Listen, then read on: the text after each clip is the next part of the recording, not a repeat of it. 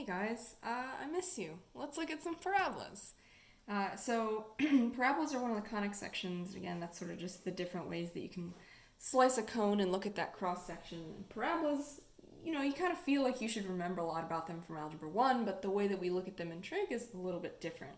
So the standard form, instead of being, y equals a x minus something squared, we actually look at it a little bit differently now, and we have, let's see, y minus k, x minus h. So the h and the k are still the same. There's an equal side between them, but the thing that's different is that now each side is going to get one special thing. Now, you can't be selfish, so they can't both have a special thing. They either get one or the other. And those two things to choose from are either they can be squared or they can have a number out front, one or the other, and whichever side doesn't get one gets the other. So let's say in this example, maybe this side gets squared and this side has a number out front, like 8 or something like that.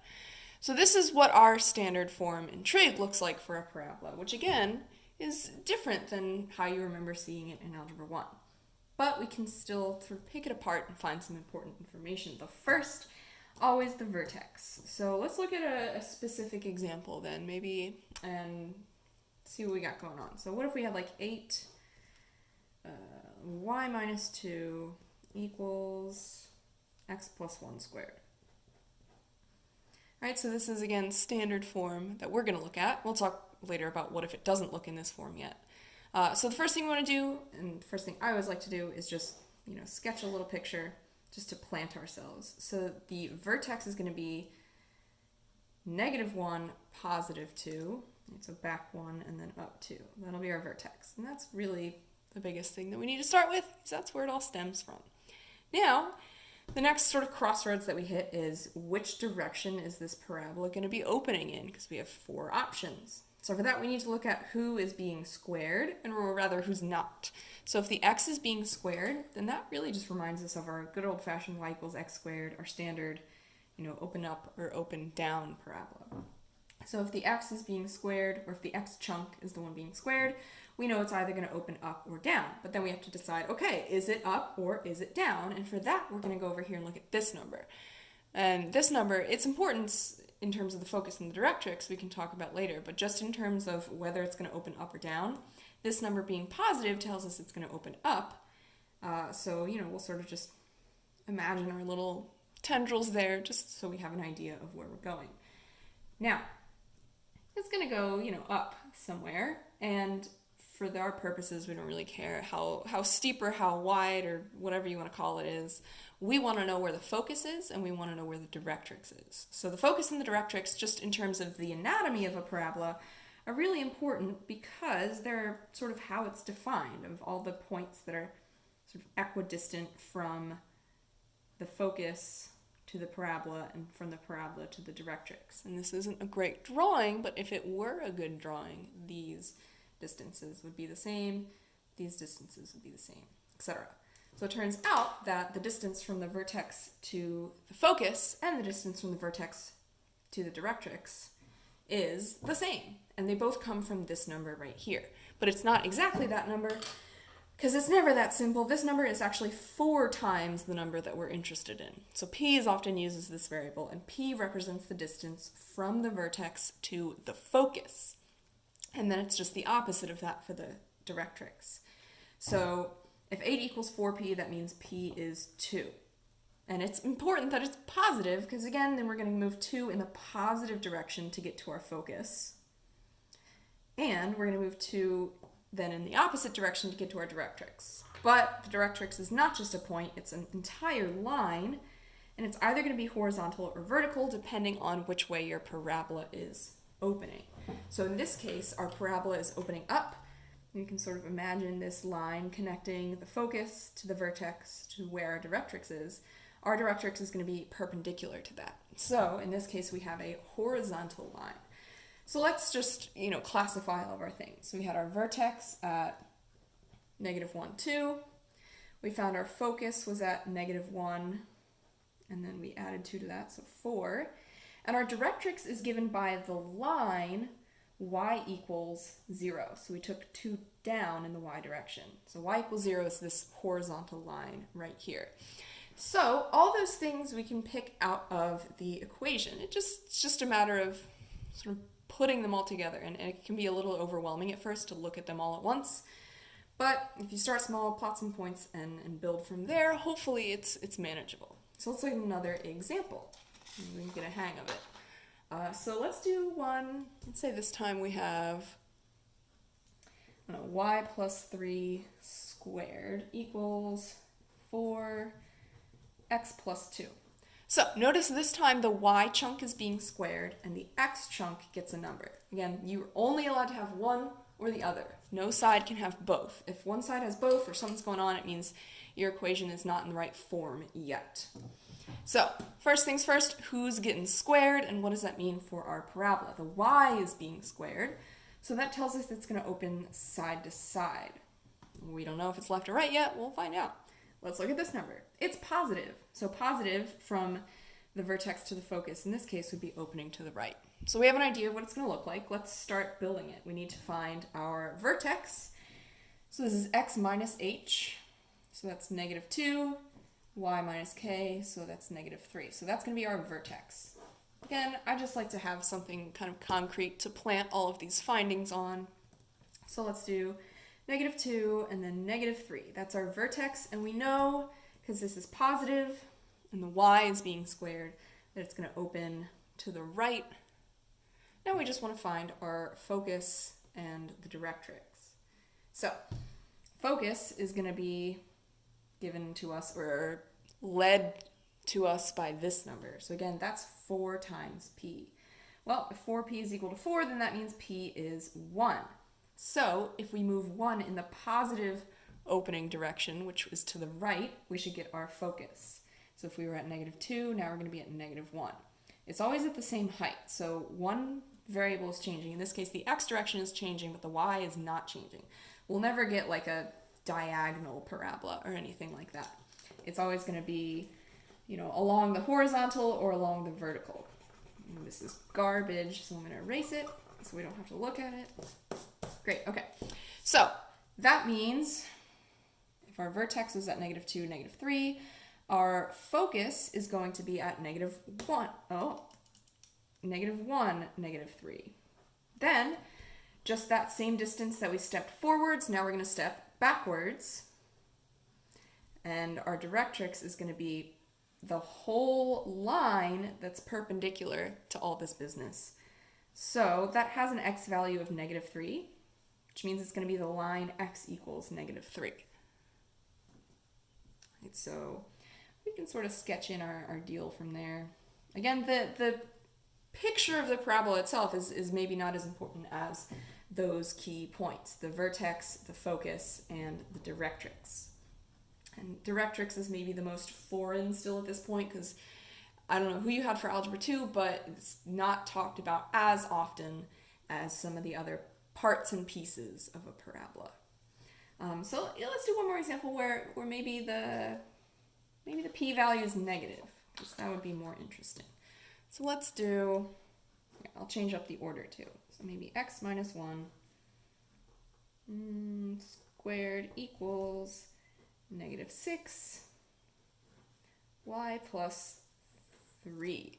So if you really want, you can pause the video here and try it yourself. Wow, isn't that neat technology? Okay, so giving you a chance to pause and think about it. Let's do it together now. All right, so first we want to know who's getting squared, who has the number. X is getting squared, so that's our good old-fashioned Algebra 1 looking parabola. We know it's going to be opening up or opening down. Now notice this time that the number that we have out front is negative, so we finally get a chance to see a parabola that is opening downwards. So again, let's pull out our vertex first, just to plant ourselves on a coordinate plane and have a solid place to start from. So our vertex is going to be 1, negative 3. So let's go to 1, negative 3. Some people sometimes will wonder if somehow this negative 6 will impact the y value of the vertex or whatever. No, absolutely not. Don't distribute that negative 6. Keep it on the outside. It doesn't touch the 3. So our vertex is at 1, negative 3. And now we can find our focus. We know it's going to open down, so I probably should have drawn that point somewhere else. And notice that this time the number is not divisible cleanly by 4. But don't panic. Decimals are a real thing, fractions are a real thing, and that doesn't mean that you're wrong. It just means we're going to get a more interesting number. So again, this -6 represents 4 times p, where p is the distance from the vertex to the focus of the parabola. So we can solve for p this time, since, you know, we get to do a little bit more work. -6/4, we can simplify that to -3/2, or -1.5 if you want. So that's our p value. Now, this time p is negative, which we haven't seen before. That means from our vertex, we're going to take -1.5 steps, or 1.5 steps in the negative direction to get to the focus. So here's where labeling my picture would have been a little nice. So we're already at -3, so we go down to -4.5 for our focus. And again, we're staying in line in the x direction. We're not moving left or right at all. We're just cutting straight down. So we go down 1.5, which means our focus is at 1 and then negative. So we had -3 and we subtracted another 1.5. So we're at -4.5. Make that more clear. Okay, so that's our focus. Again, just because it's a decimal or a fraction, whatever, does not mean it's wrong. It doesn't always work out that you have nice clean numbers. Sometimes they're not divisible by 4. Sometimes your vertex is not at whole number coordinates. That's fine. You know, whatever happens, happens. And now we need to find the directrix. So since we took 1.5 steps down to get to the focus, let's go back to our vertex and take 1.5 steps up to get to the directrix. And again, it's the entire horizontal line at a height of -1.5. So the directrix equation would be y equals -1.5. And that's every point that has a y value of -1.5 or -1.5 or -3/2, whatever you want to call it. So either of those forms would be fine. So that's our parabola. And again, you can kind of just extend its arms and say, yeah, imagine it goes this way. These points and this equation is what matters. Now onto the juicy details. What happens if our equation is not given to us in this nice perfect form where everything is already where we want it to be able to pick it out? So for that, we're going to have to break out some older algebra tools.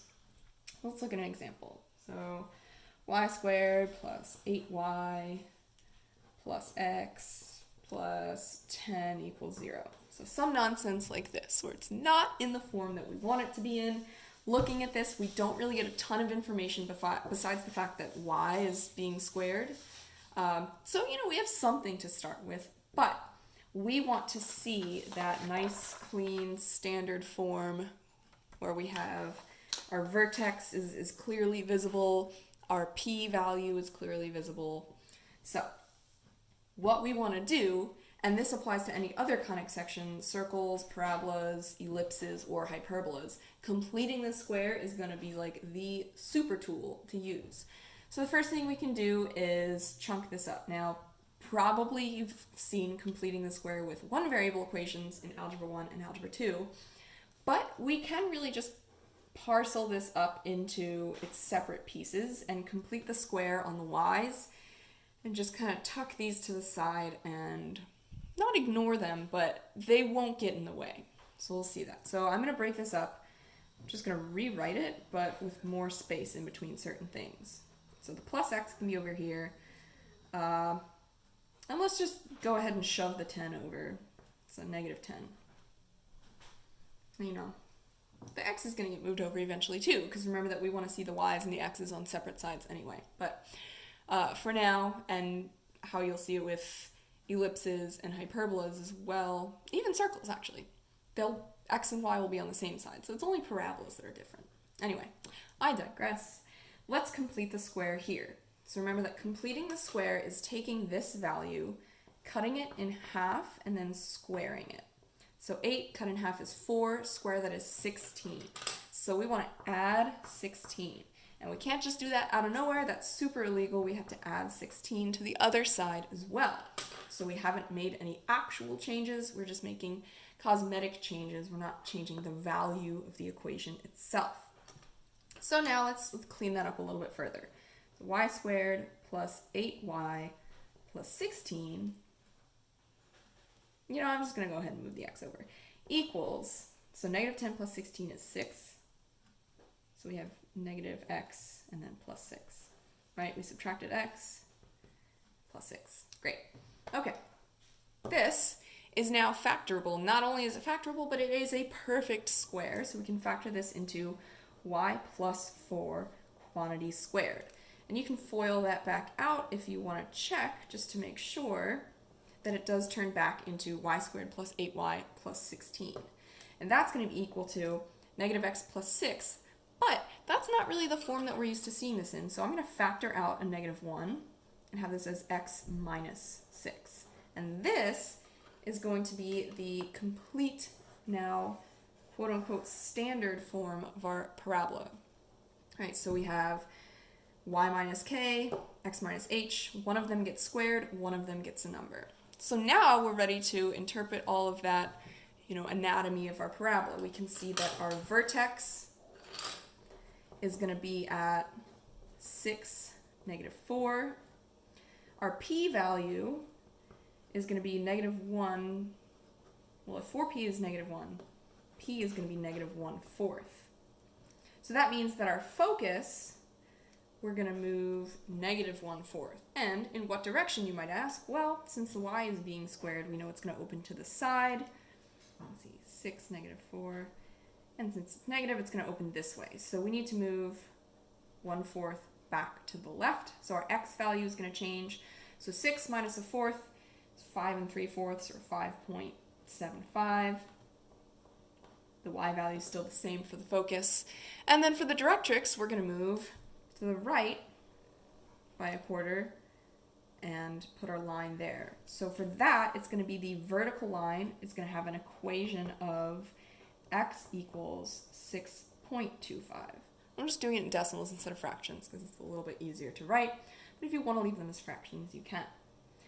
So we started up with here with some not so nice looking stuff. Completing the square, again, for all 4 conic sections is going to be your best bet for simplifying this. X, in this case, didn't get to do a lot, but if you're looking at a circle, an ellipse, or a hyperbola, you can do the same deal with x, chunk it up, complete the square. Just don't, mix them. Separate all your like terms, the y's, the x's, and complete the square separately. Just make sure that you're adding whatever you add to both sides, because that's going to be really important. And just a side note, if you had a leading coefficient here and you factored that out first, like pretend that this was 2 and then we factored it out.